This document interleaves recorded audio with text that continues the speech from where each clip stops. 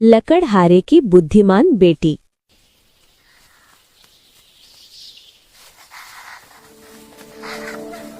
प्यारे बच्चों, आज की कहानी है एक बहुत ही अच्छी दीदी जिनका नाम था माला।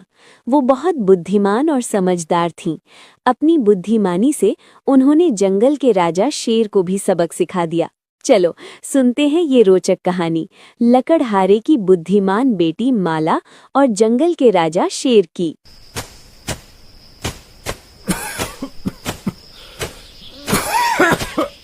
माला दीदी के पापा रोजाना जंगल में लकड़ी काटने जाते थे और बाजार में लकड़ी बेचा करते थे। एक दिन माला दीदी के पापा को बहुत तेज बुखार आ गया और डॉक्टर ने उन्हें घर पर आराम करने के लिए बोला। माला दीदी की मम्मी उनकी देखभाल कर रही थी। इस वजह से माला दीदी बोली, माँ, मैं जानती हूँ पापा की दवाई के लिए पैसों की जरूरत है, इसलिए मैं सोच रही हूँ कि अब से जंगल में लकड़ी काटने मैं खुद जाया करूँ। पर बेटा, तुम अकेली जंगल में जाओगी, वहाँ पर बड़े बड़े जंगली जानवर खुले में घूमते हैं, कहीं कुछ मुसीबत ना आ जाए। माँ, फिक्र मत करो, मुझे कुछ नहीं होगा। मैं ध्यान से लकड़ी काटूंगी और ज्यादा जंगल के अंदर नहीं जाऊंगी। बस जंगल के किनारे से ही पेड़ों से सूखी लकड़ी तोड़ लूंगी।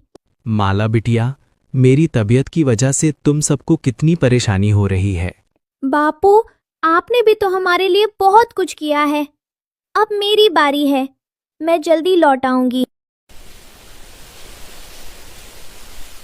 अपने माता पिता को दिलासा देकर बहादुर माला दीदी जंगल में लकड़ी काटने के लिए चली जाती हैं। कुछ दिनों तक माला दीदी जंगल में से सूखी लकड़ियां लाकर बाजार में बेचती रहीं। पर एक दिन माला दीदी जब जंगल में पहुंची तो अचानक उन्हें कुछ जंगली जानवरों ने घेर लिया।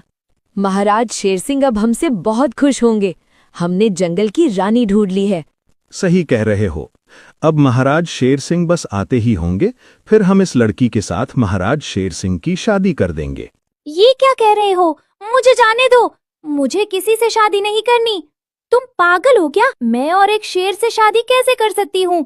मैं शेर से शादी नहीं करूंगी। क्या कहा? तू महाराज शेर सिंह से शादी करने के लिए मना कर रही है? अगर तूने ऐसा किया तो हम तुझे खा जाएंगे। सभी खूंखार जानवर माला दीदी को डराने लगे। तभी एक गरजती हुई शेर की आवाज ने सभी को चुप करा दिया। ये तुम सब क्या कर रहे हो? जंगल की महारानी को डरा रहे हो? तुम जानते नहीं ये मेरी होने वाली रानी है। महाराज, ये आपसे शादी करने के लिए मना कर रही है, इसीलिए हम इसे डरा रहे थे। अरे डरने से काम नहीं बनेगा। शादी तो ये मेरे से जरूर करेगी, क्योंकि मैं इसे बहुत पसंद करता हूँ। पिछले कई दिनों से मैं इस पर नजर रखा था। आज वो दिन आ गया है जब मैं इससे शादी करूंगा। माला दीदी जान गई थी कि वो किसी बड़ी परेशानी में फंस गई हैं। उन्होंने बिना घबराए दिमाग से काम लिया। मुझे कुछ करना होगा, मुझे कोई उपाय सोचना होगा जिससे ये जानवर मेरा पीछा छोड़ दें और मैं सुरक्षित घर चली जाऊं, वरना ये सब मुझे खा जाएंगे। क्या हुआ महारानी, तुम किस सोच में पड़ गई हो? महाराज शेर सिंह, आप जंगल के राजा हैं। आपकी रानी बनना मेरे लिए बहुत गर्व की बात है। पर आप तो जानते ही हो, शादी के लिए लड़की के माता पिता का होना बहुत जरूरी है। मेरे माता पिता के बिना मैं आपसे शादी कैसे कर सकती हूँ? मुझे शादी की तैयारी भी तो करनी होगी।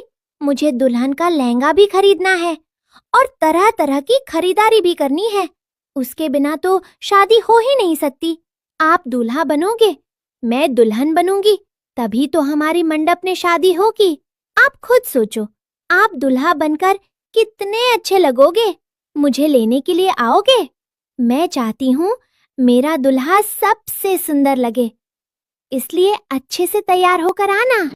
माला दीदी के मुंह से अपनी तारीफ सुनकर शेर सिंह मन ही मन बहुत खुश हुआ। ठीक है महारानी, मैं आपको कल लेने आऊंगा। आप तैयार होके रहना, फिर हम शादी करेंगे।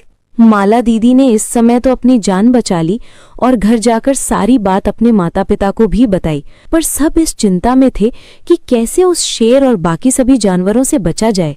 मुझे तो कुछ समझ नहीं आ रहा माला बिटिया, तू कैसे उस शेर और बाकी जानवरों से बचेगी? माला बिटिया, मेरी वजह से तू फंस गई। ना मैं बीमार होता और ना तुझे जंगल जाने की जरूरत पड़ती।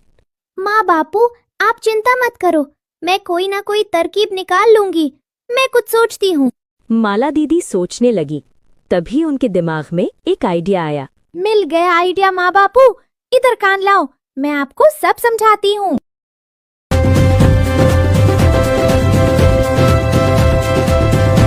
अगले दिन जब शेर सिंह सभी जानवरों के साथ बारात लेकर माला दीदी के घर पहुंचा, तब माला दीदी के मम्मी पापा रोने लगे। उन्हें रोता देखकर शेर सिंह बोला, क्या हुआ तुम दोनों, रो क्यों रहे हो? और मेरी माला, जंगल की महारानी, कहाँ है? महाराज, माला बेहोश पड़ी है कल रात से। जब से वो जंगल से लौटी है तब से उसने कुछ नहीं खाया पिया। इसी वजह से वो कमजोर हो गई और अभी तक होश में नहीं आई। माला दीदी ने बस इतना कहा कि माँ बापू, मुझे राजा शेर सिंह बहुत पसंद है, पर मुझे उनके लंबे दांत और नुकीले नाखून देखकर बहुत डर लगता है। क्या माला को मेरे लंबे दांत और नुकीले नाखून देखकर डर लगता है? तो मैं अपने दांत और नुकीले नाखून तोड़ दूंगा, फिर तो माला मेरे से शादी करेगी ना। माला दीदी बेहोशी का नाटक कर रही थी। उन्होंने अपनी आंखें खोली और धीरे से बोली, हाँ, अगर राजा शेर सिंह अपने लंबे दांत और नुकीले नाखून तोड़ देंगे तो मैं उनसे शादी कर लूंगी। महाराज, मुझे लगता है ये सब इनकी चाल है। अगर आपके दांत और नाखून टूट गए फिर तो आप किसी काम के नहीं रह जाओगे। जंगल का राजा मैं हूं, तुम चुप करो। मुझे अपने नुकीले दांत और लंबे नाखून तोड़ने हैं। मुझे माला से शादी करनी है और उसे जंगल की रानी बनाना है। माला दीदी मन ही मन मुस्कुराने लगी और बोली, महाराज शेर सिंह, आप तो अपने नुकीले दांत और नाखून तोड़ दोगे, पर इन जानवरों का क्या? मुझे तो इनसे भी डर लग रहा है। आप इन्हें भी बोलो कि ये अपने दांत और नाखून तोड़ दें। अरे भाइयों, चलो वापस जंगल चलो, लगता है मुसीबत हम पर भी आने वाली है। भागो यहाँ से, राजा शेर सिंह तो पागल हो गया है। हमें नहीं तुड़वाने अपने दांत और नाखून, हम जंगल वापस जा रहे हैं।